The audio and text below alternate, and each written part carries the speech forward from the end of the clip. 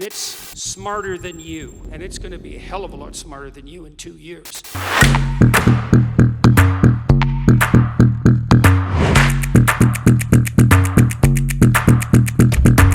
How many of you clap? How many of you know what ChatGPT is?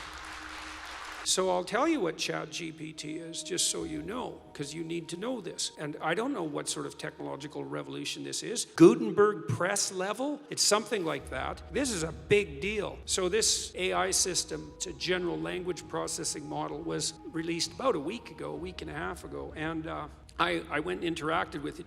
It's an AI system, artificial intelligence system.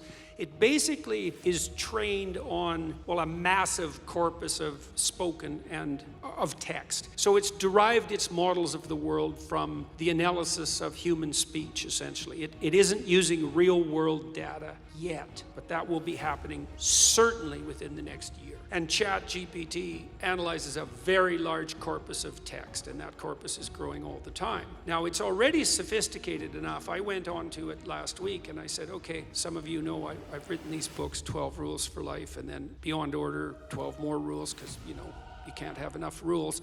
And I asked it, this is what I asked it to do. I said, write me an essay that's a 13th rule for Beyond Order, written in a style that combines the King James Bible with the Tao Te Ching. That's pretty difficult to pull off, you know. Any one of those things is hard. The intersection of all three, that's impossible. Well, it wrote it in about 3 seconds, 4 pages long, and it isn't obvious to me, for better or worse, that I would be able to tell that I didn't write it. Right.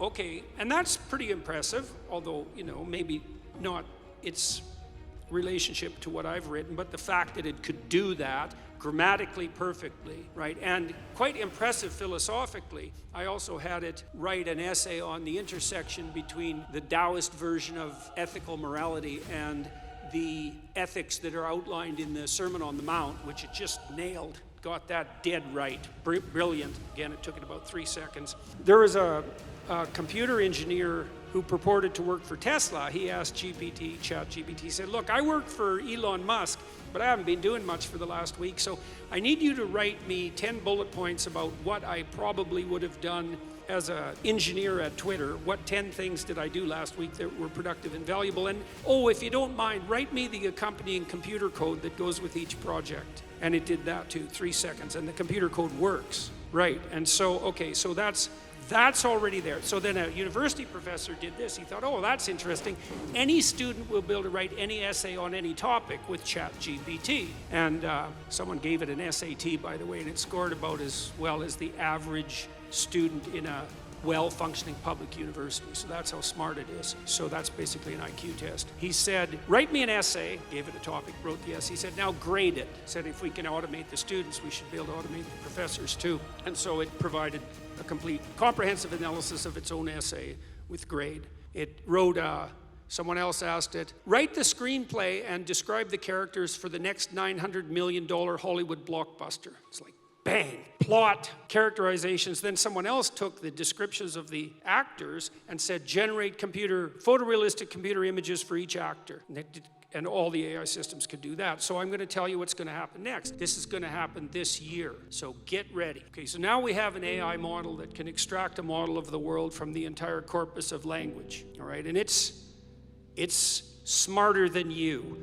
And it's going to be a hell of a lot smarter. So you can get ready for that too. But it's not that smart yet because it's just a humanities professor at the moment. It doesn't test its linguistic knowledge against the real world. That's what a scientist does, right? You come up with a theory that's linguistically predicated and then you throw it against the world and see if it sticks. And then the world tells you whether or not your linguistic construction is valid. But the new AI systems will be able to extract out patterns from the world itself, from images and so forth, and then be able to test their linguistic constructions against the world, and so they'll practice just like scientists. And the most advanced models are going to use text and image and action as well, because they'll be able to model human action. And all of that's going to come down the pipes within the next year. So hang on to your hats, ladies and gentlemen, because what did my friend Jonathan Pajot say? Giants are going to walk the earth once more, and we're going to live through that, maybe. So, well, we'll see. I mean, Elon Musk, one of the things he's working on, see, he thinks that the world will be controlled by whoever produces the most functional AI system the fastest, because there'll be a first mover advantage. And one of the things Musk has been working on for a long time are distributed AI systems, so that you'll have your own